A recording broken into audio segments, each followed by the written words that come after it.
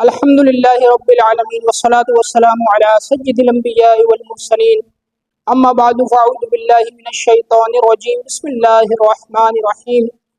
محرم الحرام کا مہینہ جاری ہے اور اس سے پہلے کی جو ویڈیو ہم نے بنائی تھی اس میں ہم نے قرآن پاک سے چند آیت مبارکہ پیش کی تھی اور اس کی تفسیر پیش کی تھی۔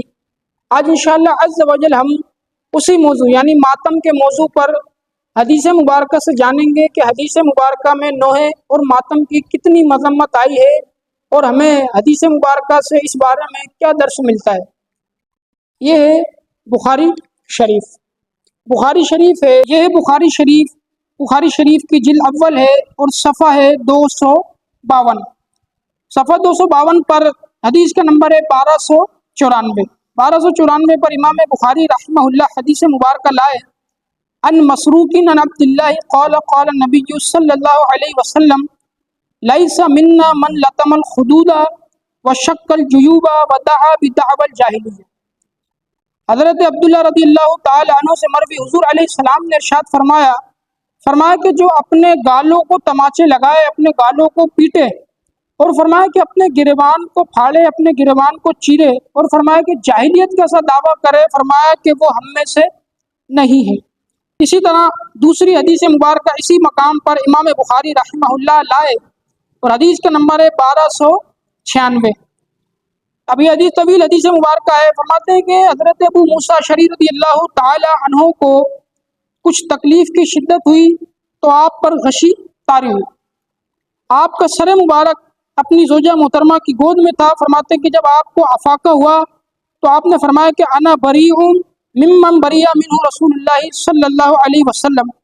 فرمایا کہ میرا اس سے کوئی تعلق نہیں کہ جس سے رسول کریم علیہ السلام کا کوئی تعلق نہیں۔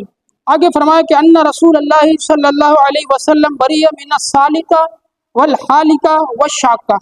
فرمایا کہ حضور علیہ الصلوۃ والسلام کا اس عورت سے کوئی تعلق نہیں کہ جو مصیبت کے وقت چاہو بکا کرے، مصیبت کے وقت شور شرابہ کرے۔ فرمایا دوسرا والحالکہ، اور اس سے بھی حضور علیہ السلام کو کوئی تعلق نہیں کہ جو مصیبت کے وقت سر کو منڈوائے، سر کو منڈوائے۔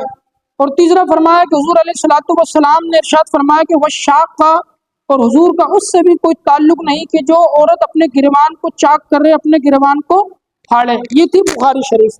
اسی طریقے سے اسی مضمون کی حدیث مبارکہ یہ ہے مسلم شریف، اور مسلم شریف کی جلد اول، مسلم شریف ہے، مسلم شریف کی جلد اول اور اس کا صفحہ ہے 359۔ یہ طویل حدیث مبارکہ امام مسلم رحمہ اللہ لائے۔ فرمایا کہ قال اربع فی امتی من امر الجاہلیہ لا یترکونہن الفخر فی الاحساب والطعن فی الانساب والاستسقاء بالنجوم والنیاحۃ۔ فرمایا کہ حضور علیہ السلام نے ارشاد فرمایا کہ 4 چیزیں جاہلیت کے معاملے میں سے ہیں، اور فرمایا کہ لوگ انہیں نہیں چھوڑیں گے۔ پہلا ہے حسب میں فخر کرنا، دوسرا ہے نسب میں طعن کرنا، تیسرا ہے ستاروں کے ذریعے بارش لینا، اور چوتھا ہے نوحہ کرنا۔ یہ تھی 2 کتابیں۔ اسی طرح کا مضمون سنن ابن ماجہ میں بھی موجود ہے، اور یہ اسی طرح کا مضمون یہ ہے ملا باقر مجلسی کی کتاب جلاء العیون۔ ملا باقر مجلسی اہل تشیع کے یہاں بہت بڑا عالم سمجھا جاتا ہے، اور ان کے مذہب میں اس نے کئی کتابیں تصنیف کی ہیں۔ اس کا جلاء العیون کا اب یہ اس کا صفحہ 191 پہ امام حسین جب مدینہ شریف سے روانہ ہونے لگے تو آپ نے جو نصیحتیں کی اس میں اس کو ملا باقر مجلسی نے یہاں لکھا ہے، کہتے ہیں کہ امام حسین نے فرمایا کہ میں تم کو خدا کی قسم دیتا ہوں، صبر کرنا اور رونے پیٹنے سے باز رہنا، رونے پیٹنے سے ہاتھ اٹھاؤ۔ اب یہ ملا باقر مجلسی کی کتاب ہے کہ جس میں امام حسین کی یہ وصیت اور یہ نصیحت یہاں موجود ہے کہ امام حسین رضی اللہ تعالی عنہ نے یہ نصیحت فرمائی تھی کہ رونے پیٹنے سے باز رہنا۔ اسی طرح کا مضمون ہے، اسی جلاء العیون میں کئی مقامات پر موجود ہے۔